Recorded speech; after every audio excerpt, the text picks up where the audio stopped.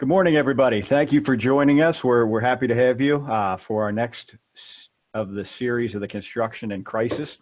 Today we'll have Mike Rubin talking to us about some of the OSHA changes that he's seen, some of the changes that are happening in the state of New York, and to help educate us. Thank you, as always, to our sponsors, NCCER. They're always very generous with us. We appreciate that.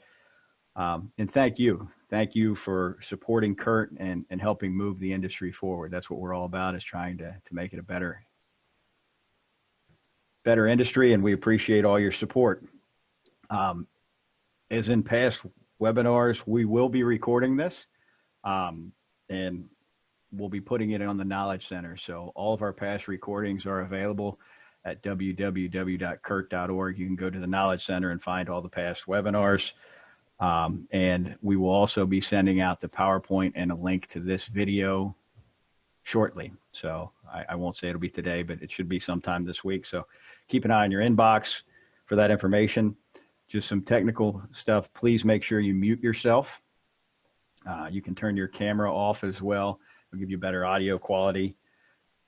At the bottom, if you hover over chat, that is where we'll be taking all of our questions. So please put your questions in the chat function as they come up. We'll kind of be coordinating that and doing Q&A with Mike at the end. If you need anything, you have any feedback, recommendations, or need any assistance, don't hesitate to reach out to Rana, Palmer, Kyle, or I. We also have big news. So most of you are familiar with Honor Bond. Honor Bond will be joining us June 16th at 11 a.m. So make sure you mark your calendars for Honor Bond's economic update. He's got some fancy title to it, which was on the slide previously. I didn't catch it, but we want to make sure everybody is available June 16th at 11 a.m. for Honor Bond's update. And with that, I wanted to turn it over to Mike Rubin. Mike Rubin is the partner with Goldberg and Segalla. He is the chair of their OSHA and workplace safety group. He is a certified safety professional, and he is also crane certified, which we talked about earlier, which is fantastic. So with that, Mike, I'll turn it over to you, and we look forward to hearing what you have to say. All right, thanks so much, Rob. Thanks everyone for dialing in and joining the webinar today. Really, at the outset, I'd like to say thanks to Kurt, because in 2017, I reached out to Kurt and wanted to learn more about it and mentioned that I do OSHA and I was an attorney, and they still wanted to talk to me.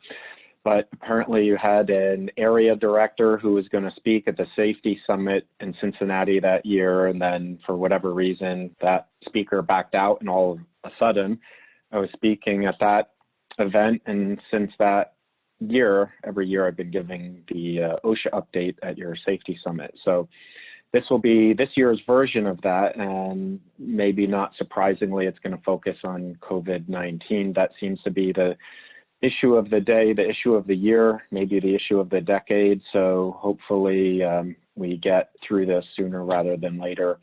But today I want to talk to you about OSHA. If we just spoke about OSHA, it would probably be too limited.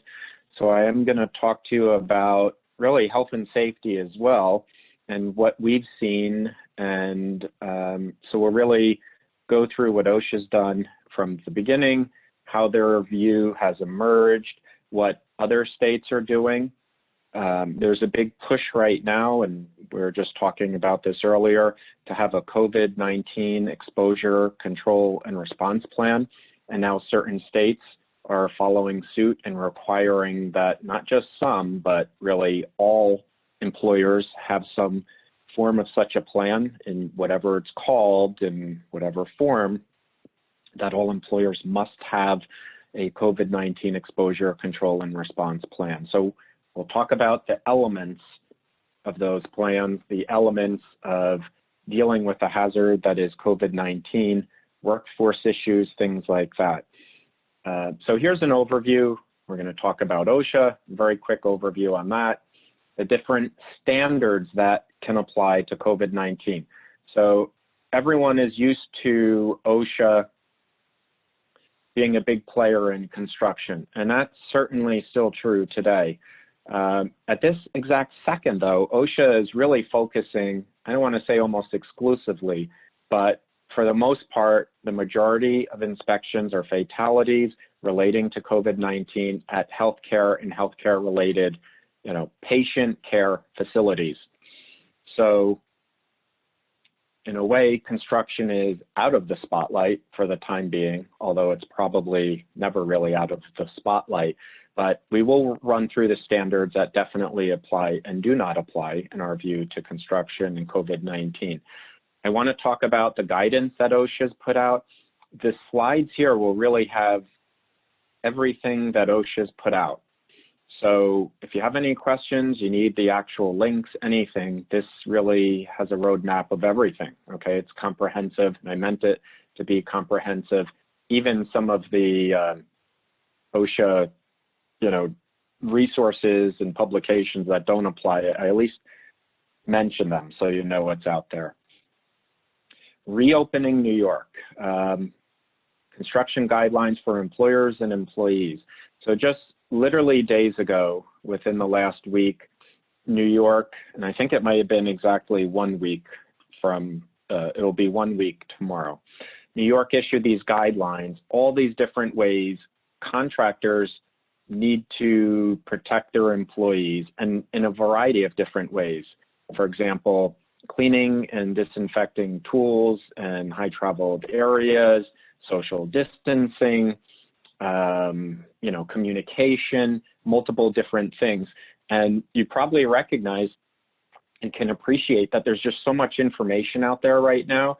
You've got the CDC talking about social distancing. You have maybe the World Health Organization giving information. You've got OSHA. You've got, a million different links and updates on LinkedIn. You've got your own governor giving information. You've got the federal government giving information. I mean, it's just like one big bonanza of information. So what we think is that New York is pretty comprehensive and other states are following suit. So we'll talk about that. Then there have been 8 OSHA enforcement memos. We're going to talk about those 8 memos. 5 of those deal with respiratory protection. So arguably that does not directly hit on construction. And then some takeaways. So it wouldn't be an OSHA presentation if I didn't give you 30 seconds on OSHA. It's created in 1970, so it's been around for 50 years right now. They say attorneys are not great at math, but actually you can see we are. It's been around 50 years. The OSHA Act of 1970 created not only OSHA, which provides education and outreach and, in layman's terms, help to contractors and companies, but it also enforces all these standards and regulations, and oftentimes that's what companies are most concerned about, are these pesky OSHA inspections. So the OSHA Act also created the OSHA Review Commission, and when you hear attorneys or whomever saying, oh, contest an OSHA citation, you'll get a better result. Well, if you contest and you keep pushing the issue, eventually you'll get to a hearing before the OSHA Review Commission. So that has been around for a while as well. And then you've got the standards and regulations, and then you also have the general duty clause, which is really a catch-all of these standards and regulations. So let's let the cat out of the bag. First off, there is no specific COVID-19 OSHA standard. So if you search the text of all existing standards and regulations, perhaps not surprisingly, you would not find a COVID-19 reference anywhere. And that's because the OSHA rulemaking takes sometimes, and most often, years and years to get rules finalized, and there's public comment periods, and then you've got the rule issued, when it will be effective, when it will be enforced. I mean, so we're not just talking weeks and months, we're talking years. However, certain OSHA standards may apply. So number one, this is a classic catch-all general duty clause. And you can see the basic text of that clause. That's from the original OSHA Act of 1970. So OSHA will cite the general duty clause when there's no existing standard relating to the hazard. And the best example I suppose I can give is workplace violence. There is no workplace violence standard under the federal OSHA standards, but OSHA will certainly not hesitate to cite someone if they feel there's a basis to do so for a workplace violence violation under the general duty clause.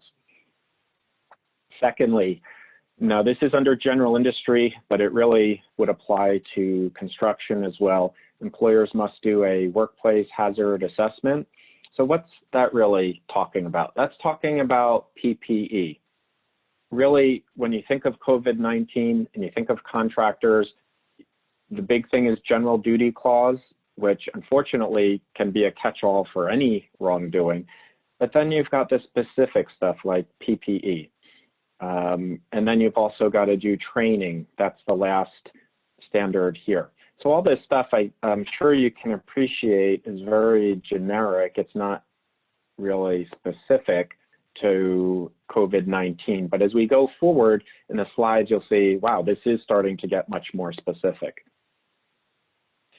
So when the COVID-19 outbreak started to become a huge public issue, health issue, we started getting questions really from contacts and clients across multiple industries, not just construction. Do we need our employees to wear respirators? So think about it. If you're a contractor, you're working at a site, never before would you wear a respirator. Do you now need to start wearing one? And the short answer is no, you do not. And another big distinction, and we actually got asked this question, you know, if you're telling employees now to start wearing, for example, cloth face coverings, like the surgical masks or bandanas, it would probably seem apparent, especially to everyone on this call, those are not respirators. But we actually did get questions about that. Do we need now a written respiratory protection program under OSHA because we're telling our employees to take respiratory protections in the form of face coverings? But if you do that, you do not now have to have a written respiratory protection program, unless, aside from those surgical masks or cloth masks, you would need one separate from that. A big thing to keep in mind, if you have a respiratory program, there's always three big things you need. Among other things, you need to train on the program, you need to do fit testing, and you need to do medical evaluations. So this was really OSHA's first foray into the COVID-19 safety guidance space. Now, this was months ago. The general practices for employers to follow and employers of workers with potential occupational exposure. This is what OSHA was promoting and saying. Now, you can see this is very, very basic. For example, evaluate the risk of exposure, assess hazards to which employees may be exposed, avoid close contact with people who are sick. These were all really general information, but really the only one that I would say is really specific that now is really having more of a shelf life is select, implement, and use controls. The social distancing is huge. I don't need to tell anyone that. That's what we hear all the time, social distancing. Appropriate PPE, that of course is very big. Hygiene and cleaning supplies, those are really the underpinnings of many COVID-19 exposure control and response plans. All right, so guidance on preparing workplaces for COVID-19. This was OSHA's first big splash, we'll say, into this public health emergency and reality. This is a 35-page document that OSHA put out, and this was OSHA's first, method of analyzing workplaces, potential employee exposure, and COVID-19. Now, first off, this is guidance, so it was advisory in nature. However, you have to be careful. If OSHA is telling you, we suggest you do all these things, and then you have a fatality or you have a very bad injury or illness and OSHA shows up, guess what? They're going to ask you if you did all these things they suggested. And if you don't do any, they could cite you with a general duty violation. They could even cite you with not having appropriate PPE. They'll find one way or another to cite you and hold you responsible, because the reality is now there's a ton of information circulating about best practices, ways to protect employees. If it's coming from OSHA or not, it is out there right now and everyone's focusing on it. So the big thing with this publication from OSHA was OSHA divided workplaces into 4 risk zones: very high, high, medium, and lower exposure risk. So the first 2, very high and high, we can really summarize those very easily by just saying that those both pertain to healthcare industry employers. Now, if you're a construction company, a construction owner, and you're not doing business at a healthcare facility and you're not exposed to sick patients or potentially sick patients with COVID-19, really these first 2 categories would not apply. And we would conclude very easily that construction, and you'll see it right there in the brackets under the medium exposure risk, this is really what we would say, this is a category construction falls within. So the next step, having identified the medium exposure risk as a category in which construction would be, you have to keep reading, obviously, this guidance document and look at what OSHA says should be done. Now, anyone in the safety industry would probably know the way you would look at any hazard. You've got these hierarchy of controls, and that's no different when it comes to COVID-19. And you may be wondering, hey, where's the hazard elimination? Isn't that the best and first potential control you should look at? But unfortunately, when you've got community spread, there is no ability to control, as far as we know, there's no ability to control the elimination of COVID right now. It's here, okay? So we can't say, okay, let's get rid of COVID. We wish we had that potential to do that, all right? So let's go down the line. Engineering controls, install physical barriers. That's a classic engineering control to protect against some sort of infectious illness. Clear plastic sneeze guards are one example. I would say, and I'm sure others might agree, that the administrative controls are really, at least in construction, they seem to be driving the bus. So just back up. If you're in healthcare, engineering controls really are maybe arguably as important as the administrative. For example, if you're sick and you go to a hospital and a hospital can rule out that it's potentially COVID-19, you're probably going to one wing of the hospital, and in that wing, no one has COVID-19, no one's being treated or tested for it. I mean, that would be an engineering control.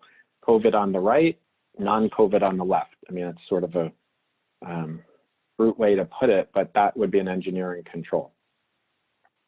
So within your organization, if you're a construction owner, you probably could think of engineering controls. Maybe separating, I'm thinking out loud, which is slightly dangerous, but separating certain employees from others that would have exposure with the public, from others that maybe don't or have a lower risk. I mean, there's things you can do. And, you know, as a safety professional myself, of course, I'm an attorney first, safety professional second, or hopefully equally, but, you know, you have to really think creatively. You've got to think, what can we do? What barriers could we do? How could we separate workspaces? What administrative controls can we do? So getting back on point, the administrative controls, OSHA initially said, consider offering face masks to ill employees to contain respiratory secretions until they're able to leave.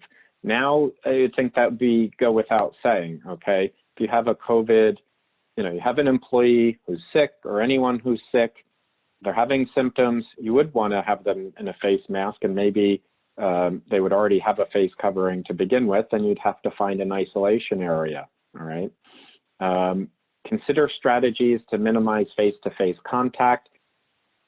Your presenter is an example of that. I'm sitting in my basement right now doing this webinar. I'm not at work, okay? That's minimizing face-to-face contact. Keeping customers, that's the language OSHA used, but keeping your workforce informed about symptoms of COVID-19 and educating your employees. Now, this really circles right back to having a COVID-19 exposure control and response plan, because you would want to identify in one part of that plan, what training do you give? And you want this to be very organized and structured. Limit interaction to various areas of a site. That's just like the hospitals or even on certain work sites right now. Now, this is where we were able to conclude that OSHA is not going to say contractors should start wearing respirators where they would not otherwise need them. And this is a quote from this document from OSHA. In rare situations that would require workers in this risk category to use respirators, employers should see the PPE section of the OSHA guidance. So OSHA's putting it right out there. It's rare situations where employees in construction will need respirators. And I think that's probably a given and generally accepted across the industry right now. If you're in the lower exposure risk category, is really business as usual, but with the community spread and the way things are going, I would say no one is really in a lower exposure risk category unless they're, self-employed and work out of their home. So that I don't think is really applicable. But regardless, whatever category you're in, all employers across all industries should do this. And this is, again, OSHA saying this in that 35-page document. Number one, develop an infectious disease preparedness and response plan. So I probably don't need to say it again, but we think that's very important to have one of those. And OSHA is saying all industries should have one, all employers. And then basic infection prevention measures and so forth, and we'll talk about that. So what OSHA's done, they've also been issuing these one-page alerts for different industries, and I lost track. Right now we might be up to like 10 or so different industry alerts, and again, these are one page, they're on the OSHA website. OSHA issued one for the construction workforce. And this, I mean, when I saw this, I immediately posted this on LinkedIn because I thought this was just noteworthy. It's not surprising. I don't disagree at all, but it's just something you're not used to hearing ever before this pandemic, which is keep in-person meetings, including toolbox talks and safety meetings, as short as possible. Limit the number of workers in attendance and use social distancing. So what have we preached just collectively, employers, management, safety professionals, the industry? What has been preached for probably since the last pandemic? We have preached in-person meetings. It's a form of management leadership, that there's toolbox talks, there's safety meetings, there's collaboration, there's sharing, there's interacting. For obvious reasons right now, that is largely put on hold, and that is not the methodology of the day for right now.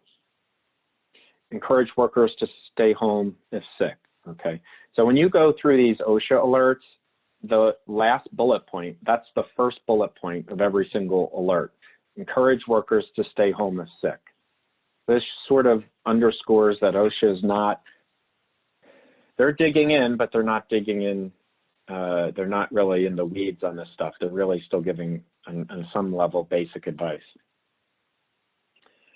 All right, so now we're gonna jump into New York State. And for those of you that maybe never stepped foot in New York, one way I might say congratulations, even before this pandemic, but this applies because these guidelines give ideas for all employers. And I think you may have noticed once one state does something, another state maybe will do the same thing, or they'll do something similar. You know, it is almost this power in numbers. And, you know, again, California was the first state, it seemed, to sort of shut down work, stay-at-home order or shelter in place. I don't remember exactly how it was phrased, but they were the first to do that, and then other states seemed to start following that lead in lockstep. And we think the same thing will happen with New York, and it's actually largely already happening. So these next slides are really key takeaways. These are not as, I mean, it is informational, but it's designed to help. It's designed so that if you're trying to figure out how are we going to reopen our business, or we've got general contractors, we've got subcontractors, subcontractors, what are the types of things we should have them be looking at? These are the types of things you should be seeing. And we'll start with the biggest, physical distancing. So in New York, the rule is very clear. If you're going to be within 6 feet of any other worker on a construction site, you need to have a mask, all right? And as they put it, an acceptable face covering, cloth, surgical mask, you know, bandana, those are all acceptable. N95 respirator, face shield, one of the above, you must be wearing an acceptable face covering. So we had a rapid response accident investigation late last week, and I showed up, and very soon I realized that's the rule being followed, because when we were with our client more than 6 feet apart, you know, their mask came kind of right down, and then I kind of followed suit. So that's how it works. Elevators, we had this question just on a firm call earlier. Well, how will it work when everyone's coming back to work and everything's getting reopened and everyone wants to jump in the elevator? Are we going to let everyone in the elevator? I mean, how's that going to work logistically?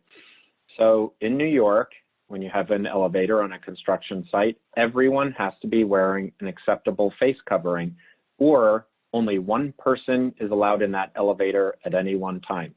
So if you don't have a face covering and 10 people do, or 5 people do, and they're in the elevator, you could effectively pollute the well. Everyone would have to get out, or more likely you'd be taking the next elevator up yourself, and you'd be the only person in the elevator. And then occupancy must never exceed 50% of the maximum capacity. So this is a theme we've seen, right? If we're going to a sporting event, and we'll have to see how that unfolds, but we're not anticipating that every seat's going to be occupied. You expect to see some extra space, okay? Same thing with an elevator. Even if everyone has a mask on, you can't pack in there like sardines like would normally happen or typically happen in the past. Foot traffic.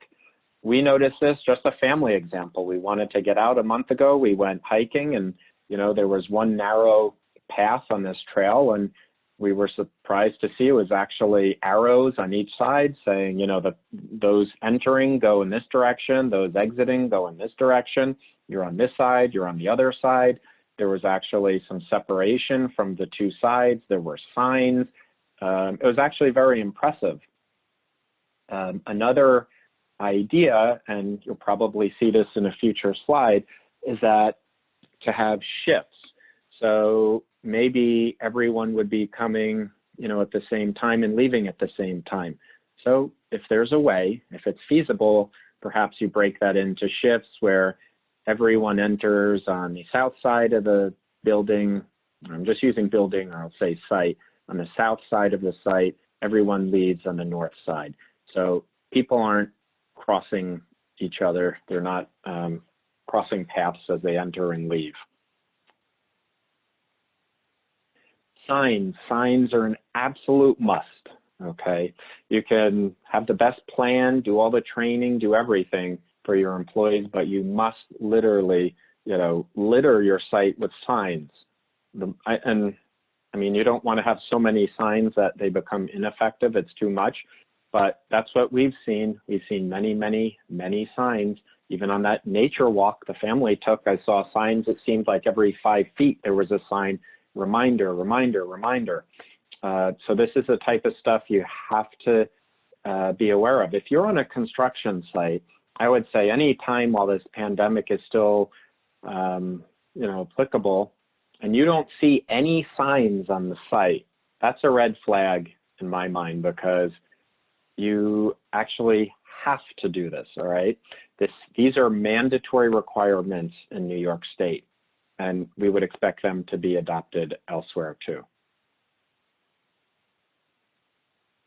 Gatherings and workplace activity. So jumping to number 3, avoiding multiple crews and teams working in one area, reducing your on-site workforce to the extent possible. These are big general things you can do, okay? And then gatherings in enclosed spaces. You just have to think this stuff through. I mean, I was speaking with one of my safety contacts in New York City, and he said, Mike, actually, contractors and the workers are doing everything great while they're actually doing construction. But when they stop doing construction, it's awful. You know, these guys are bringing in coolers of food, and, you know, here come the pizza boxes, and it's like PPE comes off. Everyone forgets why they were wearing it in the first instance. So you have massive amounts of employees doing everything right, or mostly right, when they're doing the work. Then it comes break time. As an example, he said, when the coffee truck shows up, there might as well be no social distancing. I mean, no one's following anything. So if you have a safety role, these are the areas. I mean, these are the types of things you'd be keeping an eye out for. If you just walk the site and everything looks perfect, you're going to want to say, okay, well, let's see when that coffee truck shows up. And then also, how are you doing lunches and things like that? And let's be clear, there's really 2 or more parts of safety. You want to keep your workers safe. That goes without saying. There is another scenario, which is, imagine someone gets COVID-19 at a site, or there's an outbreak, and none of the people who get it, none of their family members had it, and they say they were being very careful at home, but yet 8 out of 10 people and one contractor get it. Say, no, I mean, I know it's morbid, but say some don't make it, a couple fatalities. You will be scrutinized. And even if you're an owner, they'll say, okay, you're an owner, you were inviting people to do work for you. What was your plan, or what was your own methodology for scrutinizing your contractor's plan? And you're going to have to speak about this. We have clients right now in California, you know, they're in healthcare, and they're getting inspected by OSHA because they had 9 people die, patients plus staff. And it's an outbreak, and it's in the, you know, LA Times. I mean, these are big things that are going on, and you don't want to be in the news for the wrong reason. So you want to protect your employees, and you want to protect yourself. Hygiene and cleaning, this is very important, especially in construction. You've got hand tools, you've got equipment, you've got to have a methodology and policies and procedures for cleaning everything. Really should be every shift, I mean, without question. Now, is that feasible? Who will do it? How will you do it? You've got to think all of this through. Shared food and beverages, we talked about that. That is absolutely out, cannot do that. Hand hygiene stations. We had a client where, you know, all the employees were going into the main office. This was a recycling facility. So there was tremendous foot traffic in and out all day, in and out. So what they did is they put out hand washing stations. I mean, I think they had actually a number of them outside, right? Why have everyone all together in one area? Might as well space it out. So all of this is very important. Screening and testing. So this is, I'm sure maybe, I don't know if it's too much to say controversial to some, but maybe, I don't know. Questionnaires, daily temperature checks. It's with the daily temperature checks, I've heard more than a few people say, well, you could just take Motrin and mask that you have a fever. Well, that's true, but you're probably still going to, identify people that have temperatures. So yeah, nothing is perfect, but this is happening on New York City sites. I can tell you that much. There are people telling me, hey, I got my temperature taken 3 times today. One time, and either it's being taken multiple times in any one episode, and there's the issue as to whether they're getting accurate readings or not, and everyone's dealing with this for the first time. I mean, the last time there was something like this really on this magnitude was 102 years ago. So temperature checks are very big. Questionnaires. New York employers again.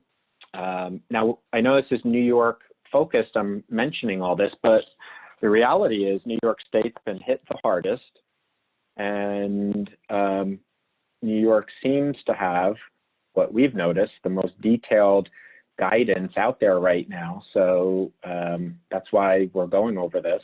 But New York has a business reopening safety plan. Every single employer in New York has to fill out this plan, or fill out this template, or create their own safety plan. These plans don't need to be submitted.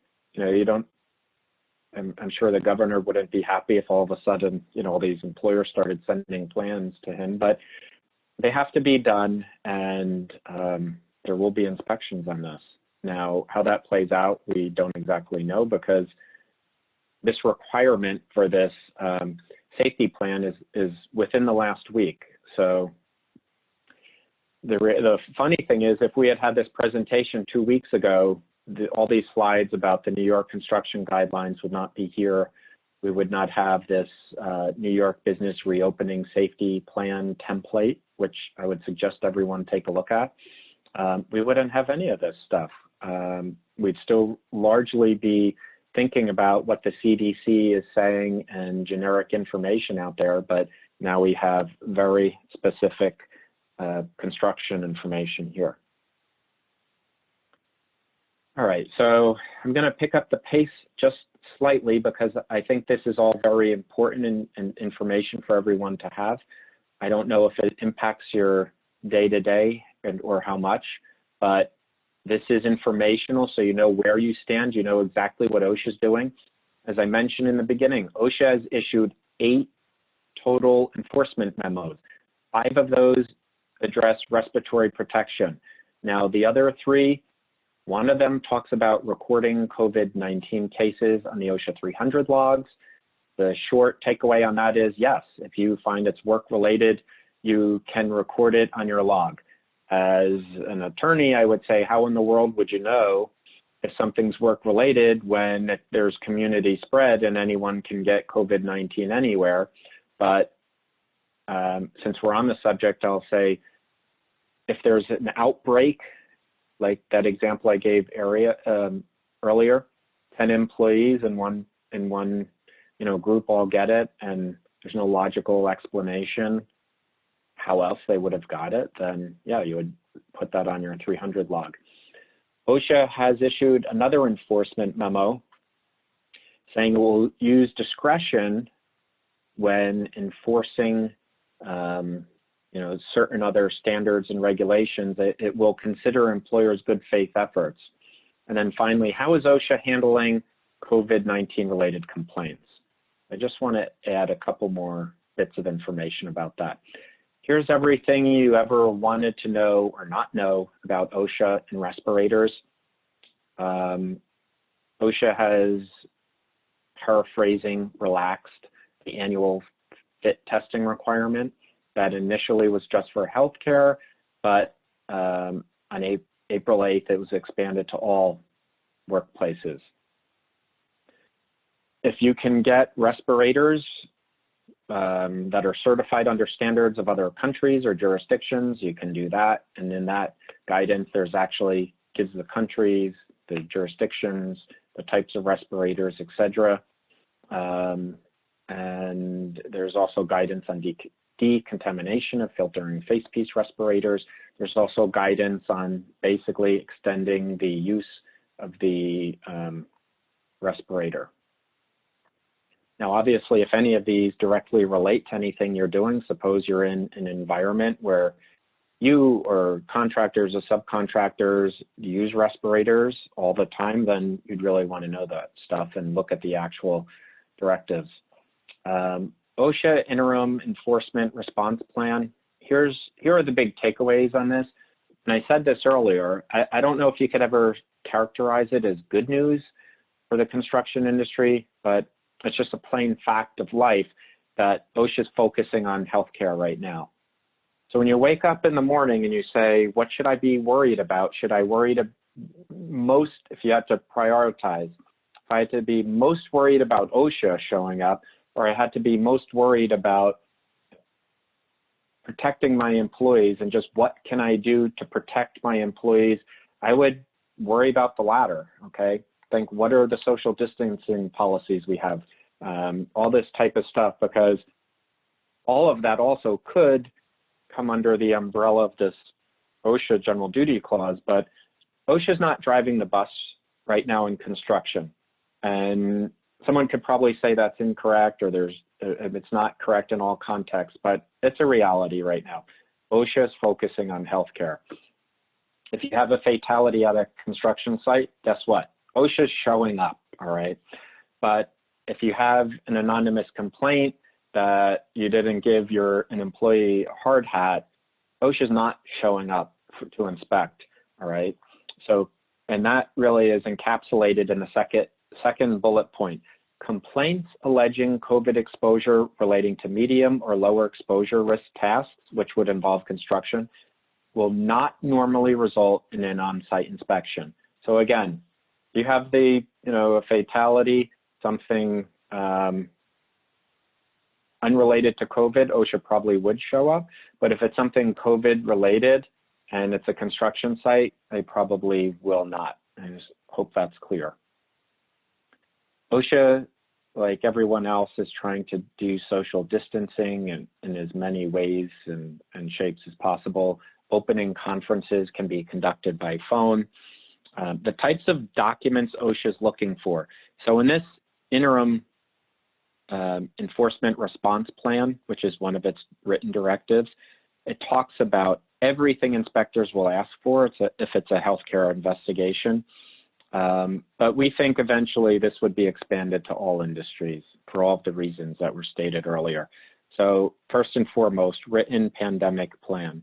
You also may remember earlier when we talked about the initial 35-page document from OSHA and its guidance, the number one thing it says all employers should do, regardless of the industry, is have a written pandemic plan.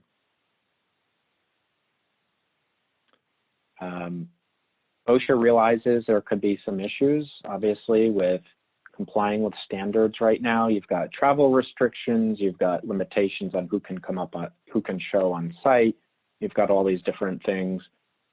People working at home, vendors might not be allowed on site. So standards that require annual recurring audits, reviews, training, assessments. For example, you have an annual comprehensive crane inspection. Seems like something under any circumstances you must be done, but OSHA might not cite you for it as long as you try to follow up and get it done as soon as you can. And then there's bullet points here. How can you show you tried to comply, or what did you do to minimize the risk otherwise? Recording COVID-19 cases. A scenario would be you're a contractor or construction owner. You have an employee on a site, they get sick, they die of COVID-19 illness. Do you put that on a 300 log or not? Well, if you're in healthcare, OSHA is going to really hold you to an exacting standard and say, you've really got to analyze this and say, do you or do you not think it goes on a 300 log? Outside of healthcare, however, like construction, OSHA will not strictly enforce these record-keeping regulations where it's not exactly clear if it was work-related or not. So if you have one worker who gets sick and dies of COVID-19, and that worker is one of 50 workers you don't have any reason to believe it's work-related, and you don't have a ton of information about other workers and no one else is getting sick, you wouldn't have to record it. It's just that simple. So please don't over-record, and I would say don't over-report. Same thing. I would not call OSHA within 8 hours of learning that 1 out of 200 of your employees died of COVID-19, unless you think it's work-related. Because if you do report it, then there's a chance of either a rapid response investigation, a questionnaire, or some scrutiny. All right, so I think I went over, but we're at the last slide. Here are the OSHA COVID-19 takeaways. If you have a plan or not, we would suggest you consider one or tell your contractors or their subcontractors to have one. And here's the types of things you should be addressing and thinking about. This isn't within your direct sphere of influence. You would want to impact others within your organization and say, hey, by the way, I know we're all over this stuff, but have we addressed these 12 bullet points?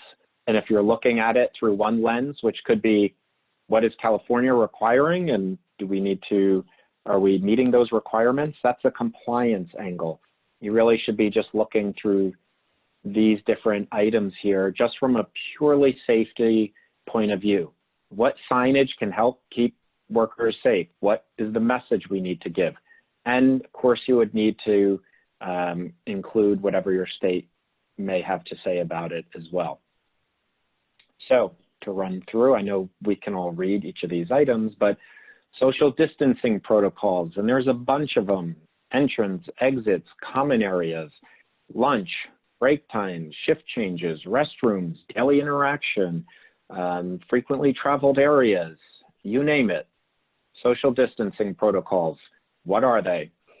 Second, personal hygiene, including hand hygiene stations, even training, okay? Even the basic stuff. It seems so basic. It was only 2 months ago, but how to sneeze, how to do this, how to do that, washing hands, all of these things. Cleaning and disinfection, that involves people themselves and also tools. There's a ton of information about this.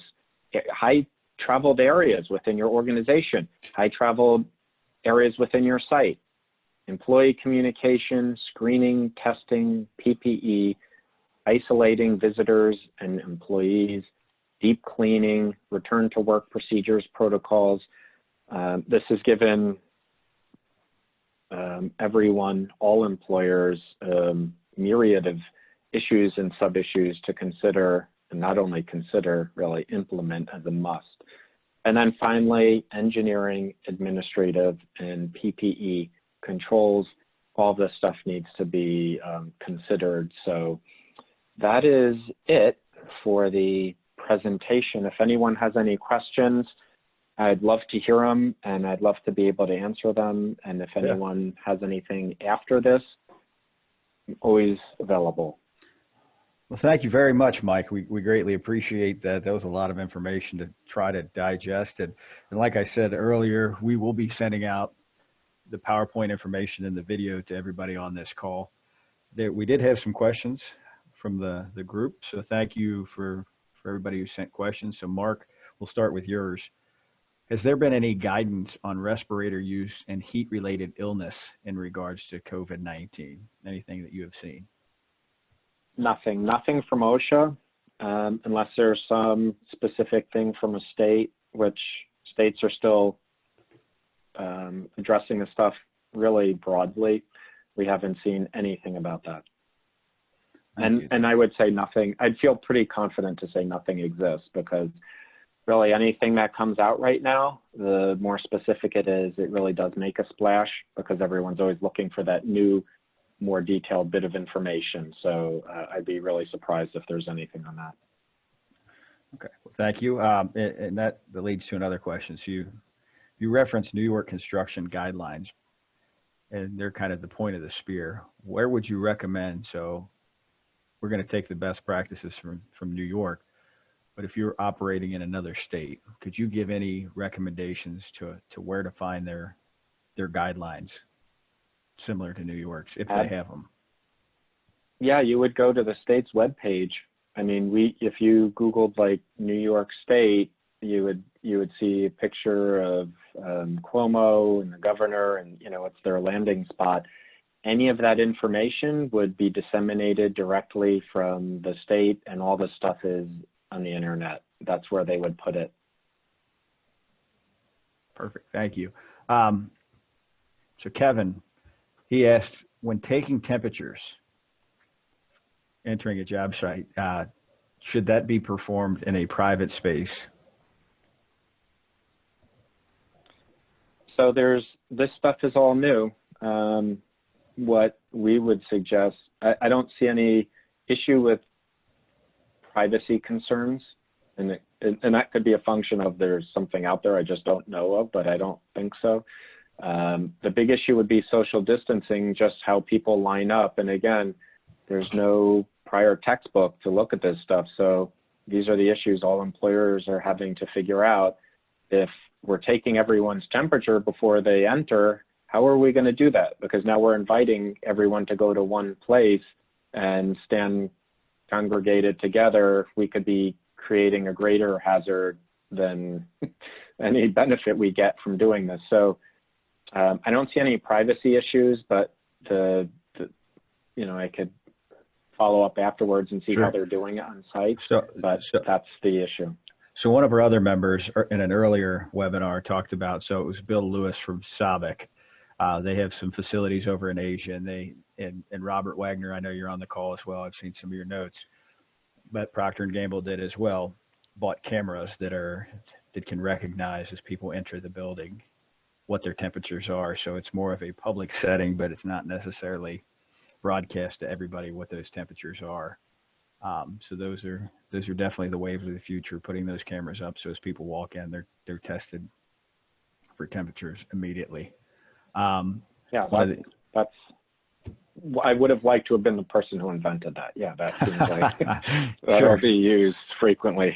Absolutely. Every airport, every job site moving forward.